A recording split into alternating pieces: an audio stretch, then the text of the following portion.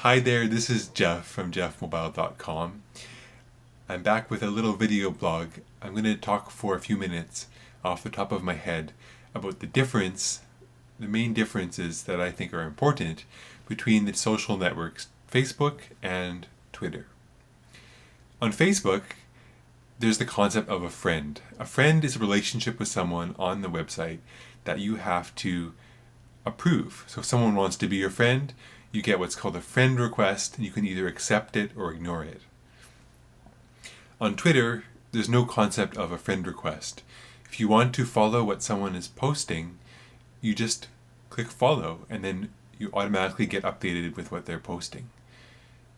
And it doesn't cause them to follow you back. But if they have the default settings enabled, when you do that, they'll get an email saying, look, someone's followed you. You don't have to follow them back, but if you want to, you can. I find this kind of a difference, whether Facebook, it's more like real life friends, people I know in real life that I'm connected with online. And I don't want to break those connections, because once you've broken a Facebook connection or deleted a friend or unfriended someone, it's very embarrassing, and it's kind of like a symbolic breaking of someone's connection with someone. I've had several people unfriend me, and I've tended to, over the years, to even forget who they are. So if you want me to remember who you are, please don't unfriend me, because I do check my friends occasionally on Facebook and just see who it is, and I only can remember the ones that are still my friends. That's outside my normal circle of friends, of course, but all these acquaintances are loose connections I have with people. But on Twitter, I'm only following people who I really want to read what they say. And I don't necessarily know them. I might not have ever met them in person, and I may not agree with everything they have to say. I may not even want to be their friend. But I like what they post on Twitter, and I've only chosen around maybe 50 to 70 people to follow. These people are a mixture of everyone from some of my friends I know in real life, to my significant other, to an economist from the United States somewhere, university, to a lead developer at Facebook, to a lot of my work colleagues, a lot of different variety of people, a lot of filmmakers, creative people, some musicians, local people, and entrepreneurs, everything. So I get a mixture of really interesting content whenever I log into Twitter. I like going on Twitter because everything everyone posts is stuff that I want to know, and most people, because I've spent the time to curate my list of friends that I follow, I find everything that I read on Twitter I find really interesting. And if I find that someone changes their style of posting, they post more things that I'm not interested in, then there's no social obligation to continue following them, except if you want them to send you messages. Because you can only send a message to someone if they're following you. Is that right? Yeah, that's right.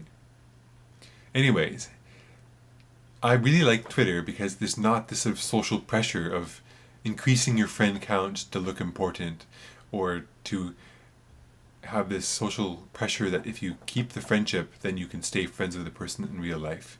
Twitter is more just a destination that I want to go to read about interesting news, current events, and updates about people who I care about, who also don't post too much stuff. There's a certain balance of things. If you post too much stuff on Twitter, then some people who are not that interested in what you're saying are more likely to unfollow. But if you post sort of once a day or a few times a day, you might attract a different kind of audience. But with Twitter, I think the best strategy is not to do what you think others would like, but just do what you want to do. And then if people like that, they're going to follow you. And that's the best thing for you, because that's what you want to do. And the people who follow you are the ones who are your true fans, your true audience. Rather than on Facebook, it's just people you've met in real life. They might not be interested in what you have to say. And Facebook might even filter out what you say, so none of them get that post anyways. I've noticed one thing recently in Facebook, a a lot of people have stopped commenting on my posts. And I don't think that's because they stopped liking me so much, because I still have, quite a few friends in real life. But I think it maybe has to do with this new timeline feature of Facebook where they've reorganized everyone's profile, making it so you can't really see everything they've done unless you scroll down a lot. And the scrolling feature for me is kind of broken. If I use the mouse wheel, it doesn't really work very well. So I think that's it. Or if the scroll bar is kind of broken for me on Facebook right now.